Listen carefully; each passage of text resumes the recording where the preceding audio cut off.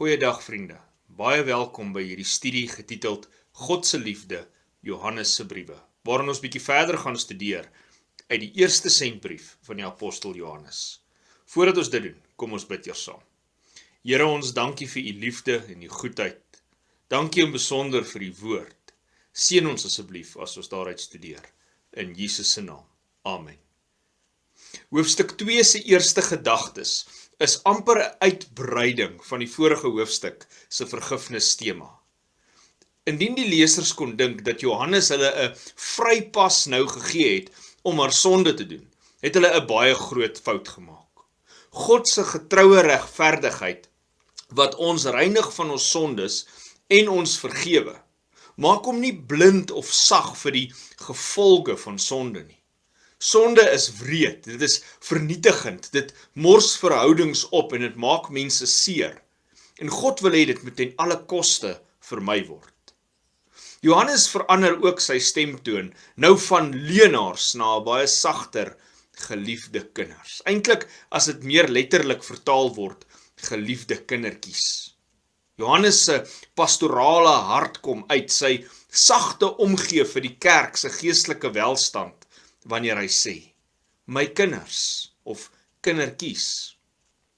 Ek skryf hierdie dinge aan julle, dat julle nie moet sondig nie.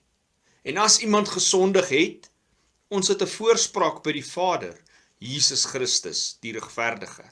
Hy is 'n versoening vir ons sondes, en nie alleen vir ons nie, maar ook vir die van die hele wêreld. Natuurlik is Johannes se motivering vir die genade en vergifnis boodskap nie om gelowiges nou aan te moedig om te sondig nie. Nee, dit is juist die teenoorgestelde. Wanneer ons werklik die prys vir ons sondes verstaan, sal 'n lewe in die duisternis van 'n sondige leefwyse nie eers vir ons 'n opsie wees nie.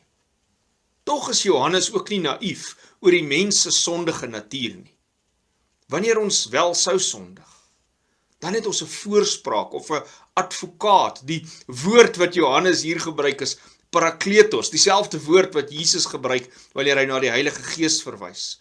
Ons het een wat in ons plek staan, wat in ons plek versoening doen, wat namens ons praat voor God.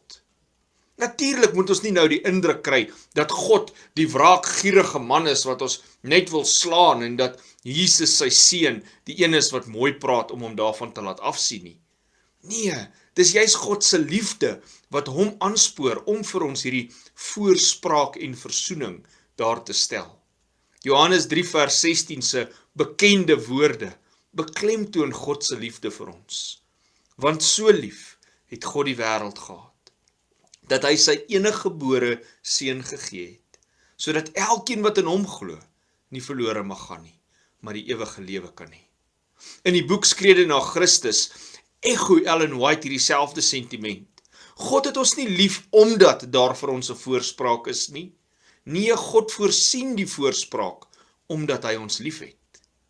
Hierdie is werklik goeie nuus vir elke persoon op hierdie aarde, want Jesus het vir alle mense, die hele wêreld, sy lewe kom gee. En hy tree as voorspraak en versoening op vir almal wat hom sal aanvaar. Soos ons bietjie verder in hoofstuk 2 dan inbeweeg, is Johannes nog nie klaar met sy gehoorsaamheidskonsep nie. Vandat hy begin skryf het, speel Johannes nog heeltyd die twee pole van goed en sleg teen mekaar af. Aan die een kant is lig teenoor duisternis, sonde teenoor vergifnis, leuen teenoor waarheid en nou gehoorsaamheid teenoor ongehoorsaamheid. Natuurlik het hy al reeds die fondasie in hoofstuk 1 gelê, dat hy nie in die fundamentalistiese, ultra-ekstreme, konservatiewe siening van sondeloosheid glo nie. Ons is mense, ons gaan val, ons gaan foute maak, ons gaan sonde doen. Dis hoekom Jesus nog steeds as 'n voorspraak vir jou en my intree. Maar vir Johannes is daar hulle wat God gehoorsaam is, en aan die ander kant, hulle wat in die moedswillige sondige lewensbestaan loop, of bly, of in die duisternis is. Hy skryf, hieraan weet ons dat ons hom ken, as ons sy gebooie bewaar. Hy wat sê, ek ken hom, en sy gebooie nie bewaar nie, is 'n leenaar, en in hom is die waarheid nie. Maar elkeen wat sy woord bewaar, in hom het die liefde van God werklik volmaak geword. Hierin weet ons dat ons in hom is. Hy wat sê dat hy in hom bly, behoort self ook so te wandel soos hy gewandel het. In Johannes se teologie is daar nie 'n middeweg van Christendom nie. Of ons ken God, of ons ken hom nie. Nou in Johannes se tyd was daar in die filosofie van Griekse en Romeinse denke oor die gode 4 hoofmaniere om sogenaamd die gode te ken.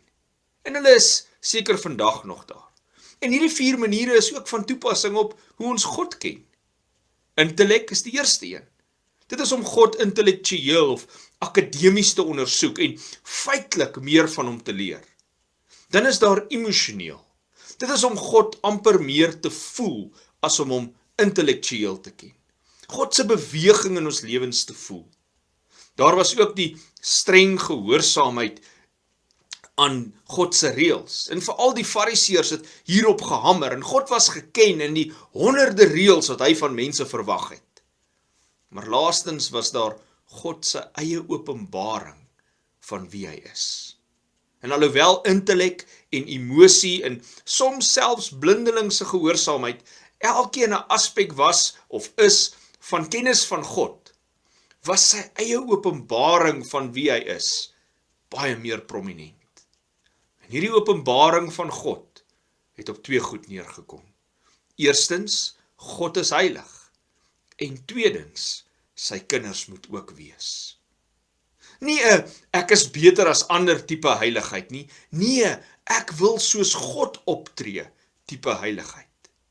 Heiligheid lê dalk baie minder in die verkeerde goed wat ons nie doen nie, en dit lê dalk meer in die regte goed wat ons wel doen, in ons alledaagse lewenswandel, in 'n lewenswandel soos Jesus self gewandel het.